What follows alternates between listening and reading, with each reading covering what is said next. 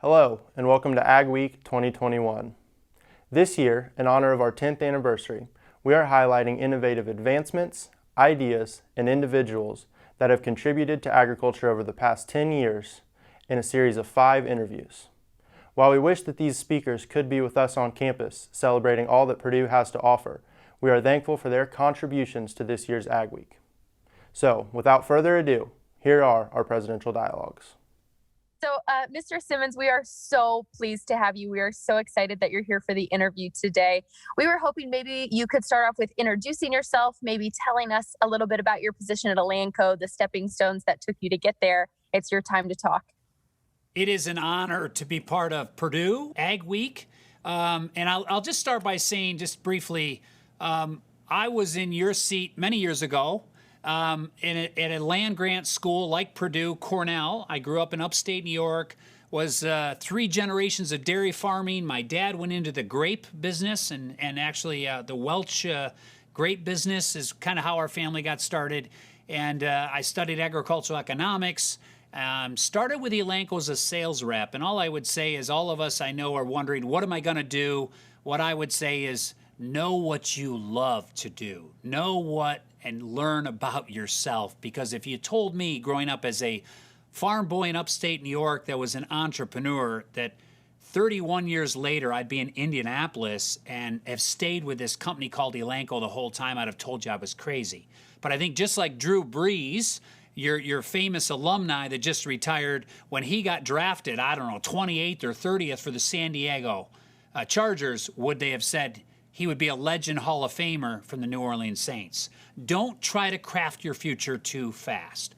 I've had numerous jobs in Elanco. Each one wasn't about the next job. It was about growing the passion. So I've been with Elanco 31 years. I'm the president, CEO, of Elanco. We are in over 19 species of animals. It's all about the health and the well-being of animals and making their lives better. Animals' lives better makes life better for all of us. And I think we saw that with COVID. Awesome. Thank you. So, that's a great segue into our first question. It's a topic that's on everyone's minds, and it will leave, lasting impacts on pretty much every industry. So in your opinion and from your position, what long-term effects will COVID-19 have on the animal agriculture industry?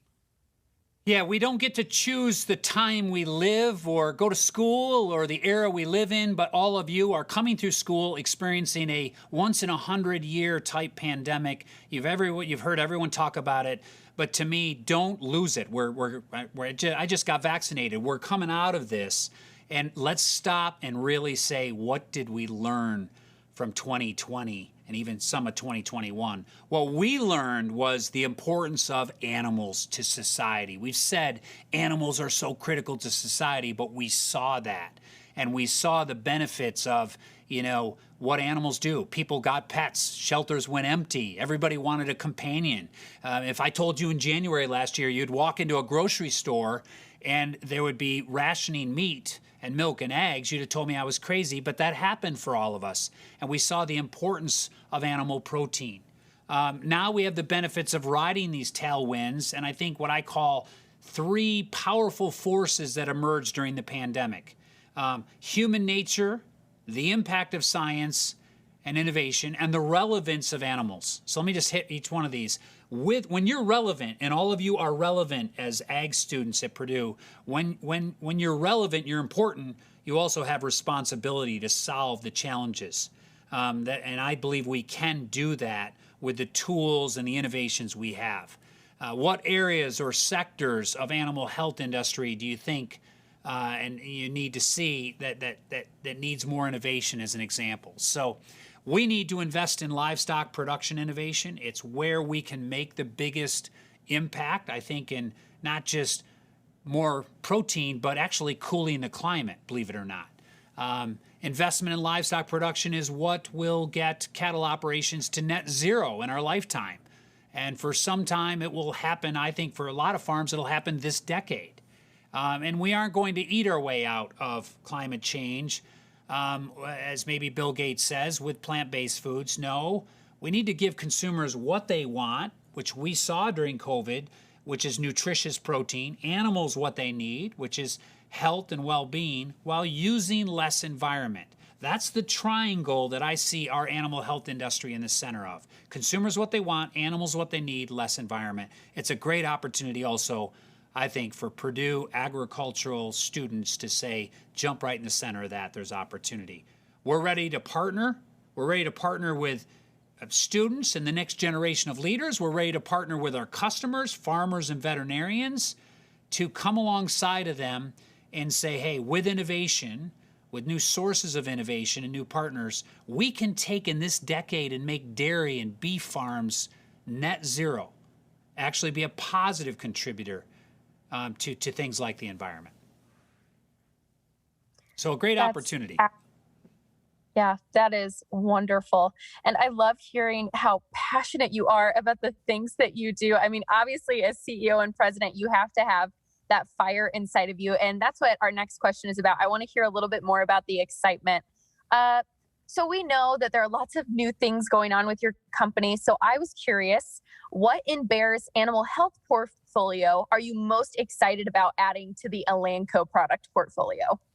Well, first of all, you've got two companies. Just think about this globally in agriculture. And I'm always saying we want Purdue students to lead and drive this company through this decade and into the next era. So being a little selfish here to just promote to say Bayer Animal Health was 100 years old in 2019. We're 67 years. So you put these two, long legacies, the two longest standing brands that stand in front of farmers and veterinarians are Elanco and Bayer.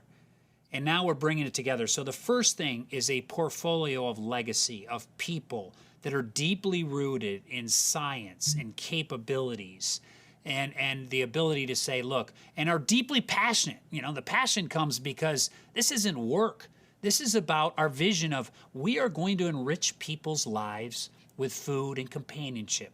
It's about protein. It's about pets. And we saw the world cry out for that, and that's what they need.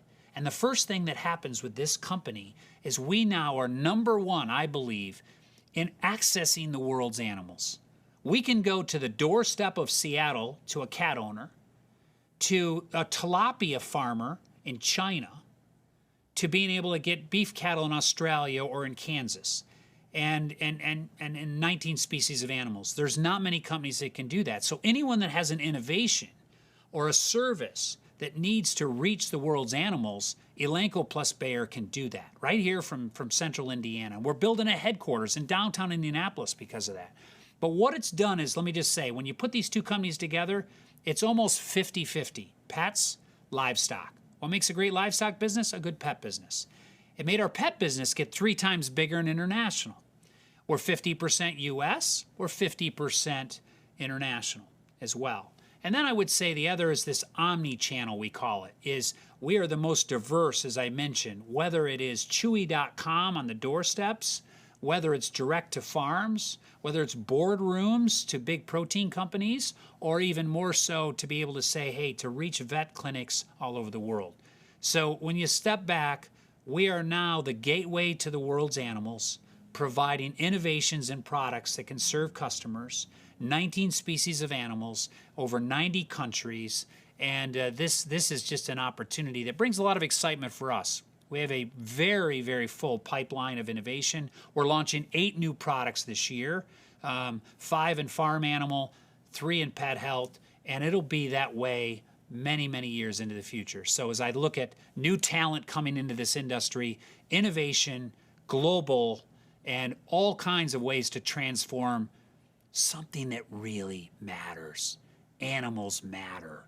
And animals matter to society. And man, there's so many people that join careers, in transportation or energy. Okay, it may matter, but nothing like food and companionship.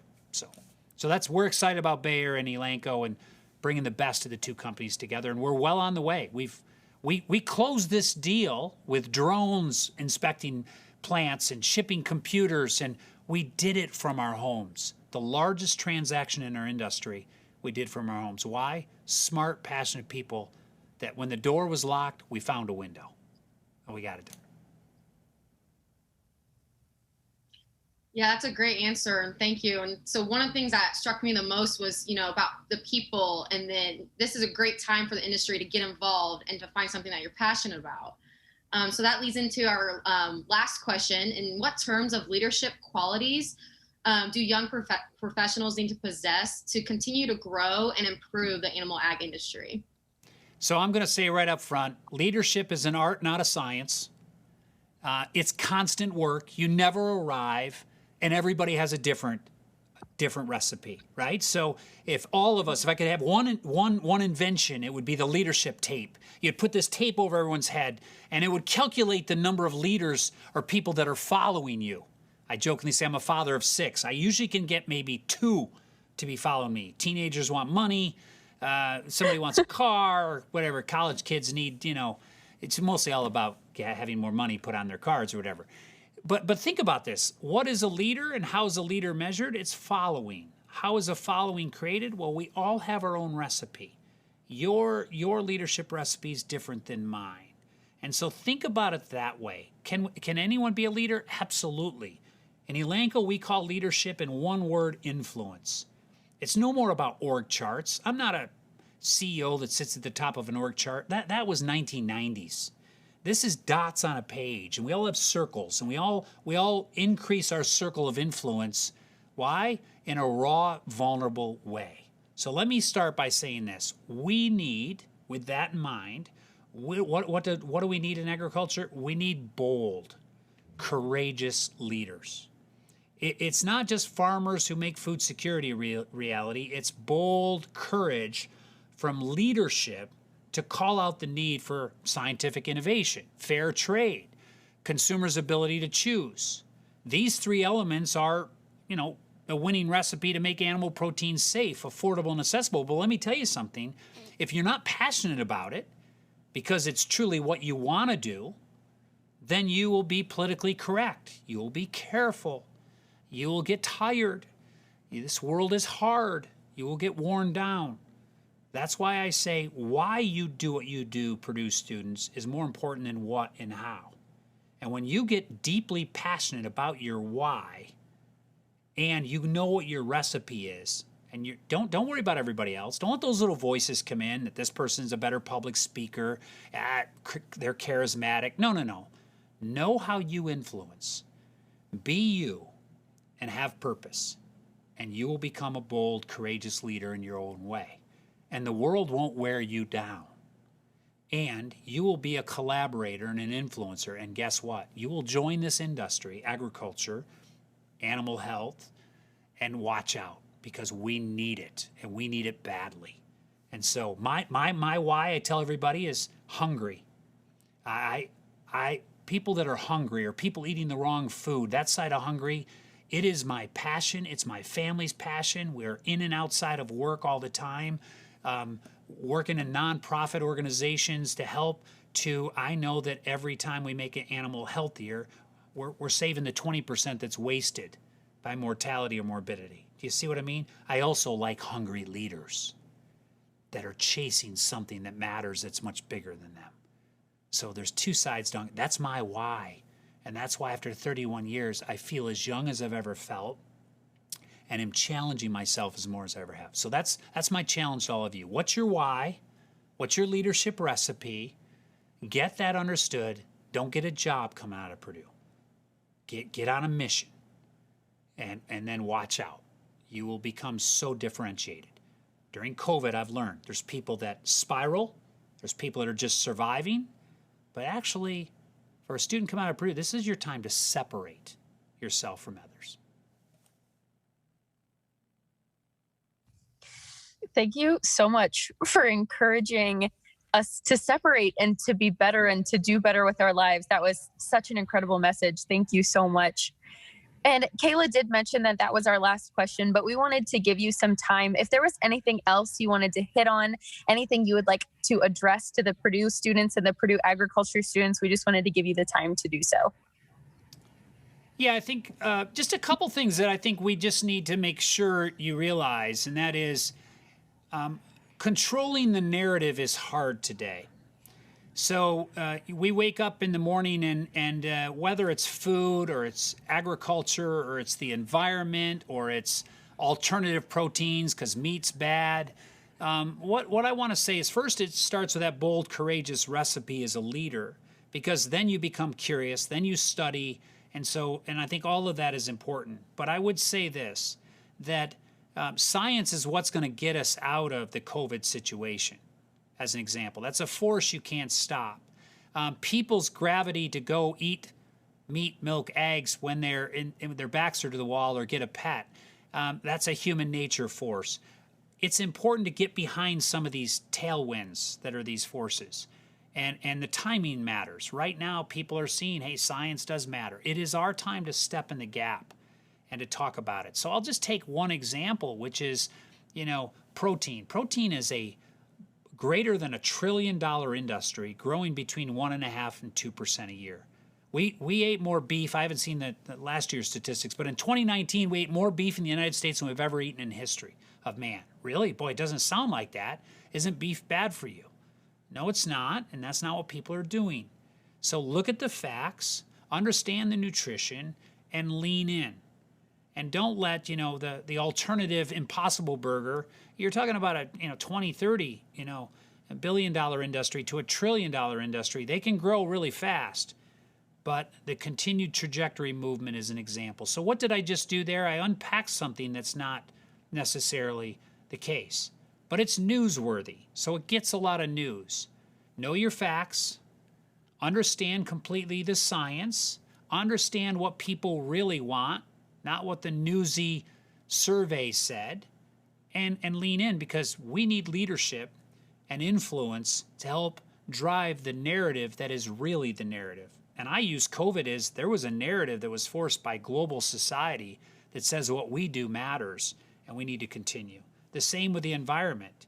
This decade, there will be operations with animals that not only are net zero, having zero footprint impact, but actually contributing with reducing methane and what it does to the cooling of the earth or lower pneumonia. We just got our first FDA-approved product that will lower pneumonia levels, and we've got to lean in to this triangle of give consumers what they want, animals what they need, and use less environments. So I end by saying we control the narrative with facts, with passion, and with understanding what the masses are saying, and not losing hope because one headline is wrong or what seems to be newsworthy is not the case. So I think that's important.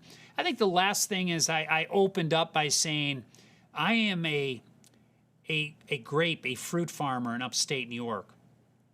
I'm now part of the leadership of a company in animals. Don't over-define the next step. Start defining yourself, your passion, your recipe, your why, as I said. And don't get intimidated by, just getting that job and checking a box. Because I think it's really important that you become more mission-driven, and then you won't have any problem with work-life balance because it's all life. I think that's important. So you're going to, and I mean this strongly, the best-led university in the world, with President Daniels, the most comprehensive agricultural school that exists today, with a global mindset that's very comprehensive. And so realize where you are. You're going to the best. You got into the best. You're going to graduate from the best. And you're going to enter what I think is the most exciting, dynamic decade for agriculture in the history of man. And so expectations are high, but the need for you is even higher. Okay? So congratulations and thank you for this opportunity. Thank you so much for every moment of your time, as well as your insight and your inspiration. We really appreciate that you took time out of your busy schedule to be with us. We know the students of Purdue cannot wait to hear from you. Thanks, Kylei. Thanks, Kayla. Thank you so much for tuning into our podcast today, and thank you to all of our sponsors for making Ag Week 2021 possible. Make sure to check out other episodes of our podcast posted throughout the week.